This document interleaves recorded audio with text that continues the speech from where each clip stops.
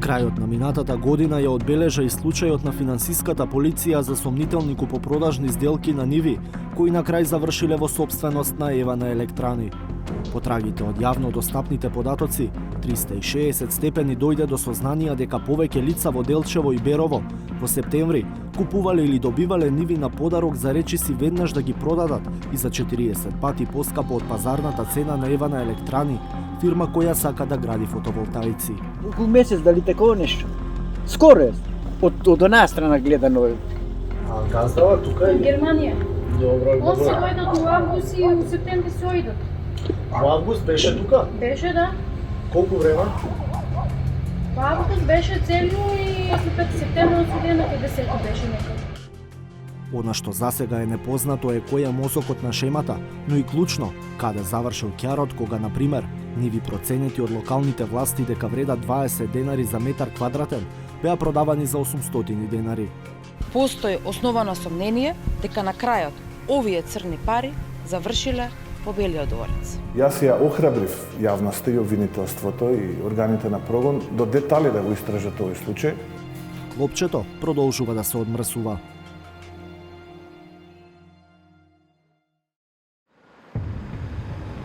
Три месеци откако почна предистражната постапка за случајот со нивите за Евана Електрани, надлежните органи ги прошируваат дејствијата и на нови лица. 360 степени дознава дека пред неколку дена бил извршен претрес во стан во Скопје, сопственост на Делчевец, чиј идентитет е познат на редакцијата, но во сторијата ќе го објавиме само со иницијалите ОТ. На директното прашање до Управата за финансиска полиција, дали кај ОТ е извршен претрес и од кои причини, добивме одговор кој индиректно ги потврди нашите сознанија. Ве известуваме дека Управата за финансиска полиција презема действија во насока на обезбедување на дополнителни докази, а со цел докажување на основите на сомнение за сторени кривични дела во предистражната постапка која е предмет на ваш интерес. Но во оваа фаза на предистражната постапка не сме во можност да споделиме повеќе информации. Нема детали каква е улогата на лицето ОТ во случајот и што е пронајдено или одземено при претресот кај него. Според јавно достапните податоци, ОТ не е непознат за јавноста, неговите име и презиме ги има во повеќе јавно достапни бази на податоци. Во речиси сите примери, и приватно и професионално, има директни релации со партијата ВМРО ДПМНЕ. ОТ бил бизнис партнер на Христијан Мицкоски, заедно со председателот на ВМРО ДПМНЕ е еден од основачите на фирмите кои потоа ќе изградат мали електрани, бизнис од кој Мицкоски се повлече во 2019 година. ОТ во медиумите е споменувани како советник на Христијан Мицкоски. ОТ е близок до ВМРО ДПМНЕ и преку сопругата, таа е високо позициониран член на Унијата на жени. ОТ е на листата донатори на кампањата на Даниела Арсовска за градоначалник на Скопје. Иако е очигледна врската меѓу ОТ и врвот на ВМРО ДПМНЕ, молкот од финансиската полиција засега не ја открива и неговата улога во процесот купи ефтино, продај скапо на Евана. Но индиректната потврда или поточно отсуството на демант од финансиската полиција дека лицето е дел од предистрагата е уште една линија што случајот го води до опозицијската партија.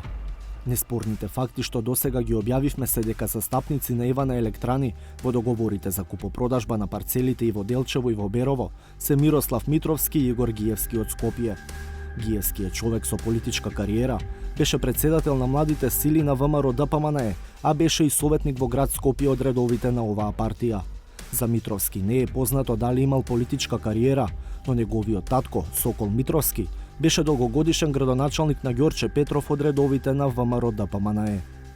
Во Делчево и продавачите се луѓе со тесни врски со ВМРО ДПМНЕ. Едниот е поранешен или актуелен член на обезбедувањето на председателот на партијата, Христијан Мицкоски, а другиот поранешен советник во Делчево од ВМРО ДПМНЕ. И во случајот во Берово можеше да се најде политичка поврзаност кај продавачот. Според јавно достапните податоци, Дарко Ќ е сопственик на бензинска пумпа во Делчево, но е овластено лице во уште една компанија, за чиј правен застапник се јавува адвокат, член на ВМРО ДПМНЕ и близок соработник на лидерот на партијата. Првичната реакција на ВМРО ДПМНЕ, кога 360 степени ги објави информациите до кои дојдовме преку проверка во катастарот и други јавни книги, беше дека управата води случај чија цел е закана кон пратениците на оваа партија. Немам информации кои се инволвирани во таа предистрага и немам информации дали тие лица кои што не се спомнати во јавност се или не се било дали членови или не се членови или активисти или поддржувачи на партијата. Тоа е повторно лага, сега вака... Пред само 10 дена, председателот на ВМРО ДПМН кажа дека ја охрабрува истрагата, но алудираше на вмешаност на власта во приказната. Јас ја охрабрив јавноста и обвинителството и органите на прогон до детали да го истражат овој случај, кој што вие го кажавте, и за секој оној кој што се огрешил пред законот да одговара. Меѓутоа, во тие фирми кои што работат со Ева на електрани, да не наидеме на фирма во која што порано бил собственик сегашниот премиер. Да не се судриме со таков податок. Во луѓето кои што ги продавале парцелите да не најдеме повеќе блиски на СДСМ. Па тогаш да биде поинаку завртена. До сега таква информација се нема појавена. Па еве јас ви ја давам, истражете го тоа. Еве истражете го тоа.